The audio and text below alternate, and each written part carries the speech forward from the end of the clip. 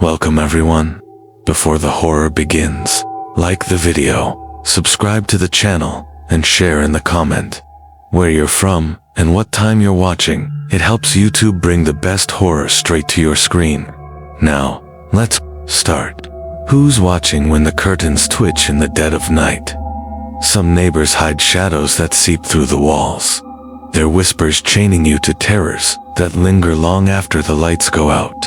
Tonight, we unearth 3 chilling tales of creepy neighbors, where a glance from next door twists into dread. Lock your windows, dim the lights, and listen close, because some neighbors know your deepest secrets. Story 1. The Window That Whispered. The window pane shivered at 2 a.m., its frost forming pale, unblinking eyes that glowed with a sickly green light, staring into my Ohio apartment from the neighbor's dark, abandoned unit across the narrow alley. I was alone, reeling from a job loss after missing a critical deadline. My boss's words, "You're not enough," etched deep in my mind. The air was thick with mildew and a sour metallic stench that burned my throat. The room cluttered with takeout boxes, dusty blinds, and a faint smear of something dark on the floor. The eyes pulsed, countless, shimmering in the window's glass, watching from every angle, their gaze heavy with judgment, as if they knew my every failure.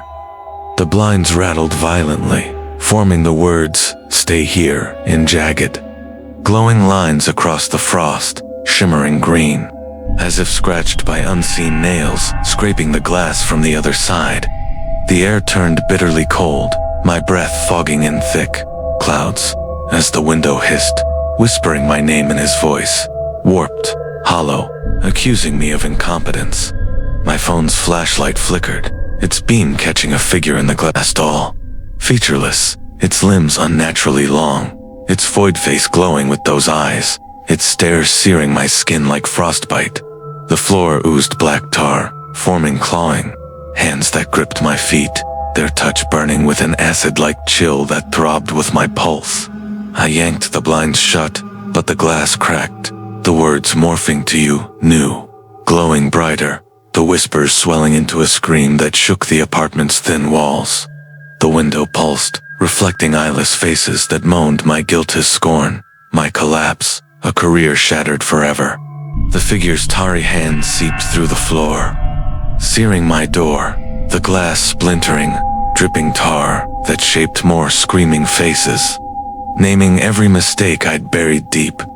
I bolted to the hallway, tripping over clutter as the apartment quaked, the tar flooding the floor, the faces screaming my name in a deafening, otherworldly chorus. I fled into the night, the figure's shadow chasing, its eyes glowing through the alley's fog, their whispers roaring in my ears. I live in a new city now, but my windows glow at night, reflecting those pale eyes in their glass. My floor traces stay here in tar, shimmering under lamplight, and my skin burns, etched with the chill of that night. Some windows see your failures before you sleep. Story 2. The Doorbell That Sang. The doorbell chimed at midnight, its tone twisting into a pale, eyeless face that screamed silently, its wail piercing the stillness of my Texas suburb from the neighbor's shadowed porch next door. I was sleepless, haunted by a friend's betrayal after she exposed my secret. Her words, "You're nothing," ringing in my head. The air was heavy with dust and a rotting, fishy stench that stung my lungs. The living room littered with coffee cups, creaking floorboards, and a faint glint of broken glass. The face traced the words, "Come closer," and glowing, jagged lines across the doorbell's cracked panel, pulsing red, as if written in blood seeping from the plastic. The wail grew louder, the doorbell trembling, its casing splitting to reveal carvings, name, my betrayals, my shame etched, as if by claws, pulsing with a sickly green light that burned my eyes. The air chilled, my breath catching, as the porch oozed black mud, forming slimy hands that gripped my doorstep, burning with an icy touch that scorched the concrete. Shadows danced in the streetlight's flickering beam, tall and thin, their void faces smiling with jagged unseen teeth, their limbs stretching toward my door like twisted vines. The wail became a chorus, naming my shame-broken trust, lost friendships, a heart fractured swelling into a shriek that shook the house's foundation. My TV died, then flared, showing figures rising from the mud, dripping and clawing, their eyes glowing green, their mouths moaning my failures. The mud hands pulled harder, the words shifting to you, called us. The carvings bleeding black oil that reeked of decay, pooling into more accusing faces. The doorbell surged, its surface forming eyeless faces that screamed my name in a deafening roar. I bolted the door, sprinting to the back as the porch quaked, the streetlights sparking in bursts of flame, the figures lunging with clawing hands, their touch searing the air. The mud flooded, forming countless faces, their shrieks chasing me to the car. I escaped, the house trembling behind me, but my new doorbell hums at night. Tracing come closer in glowing lines, the stench of rot lingering in the air. Some doorbells sing your betrayals back to you.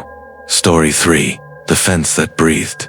The fence pulsed at 1 a.m., its wooden slats shaping a pale, eyeless face that whispered, chilling my blood. I was in my Colorado backyard, grieving my sister's death from an overdose I couldn't prevent.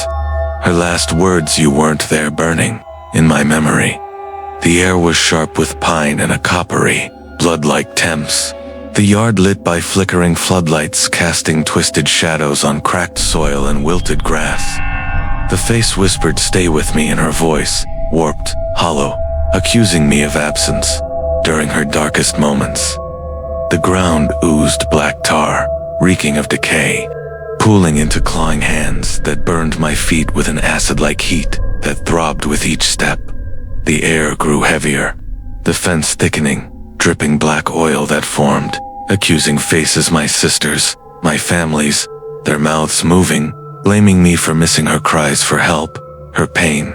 My flashlight flickered, revealing figures behind the fence stall, their limbs twisting like eels, scraping the wood, leaving wet, glowing marks that pulsed green.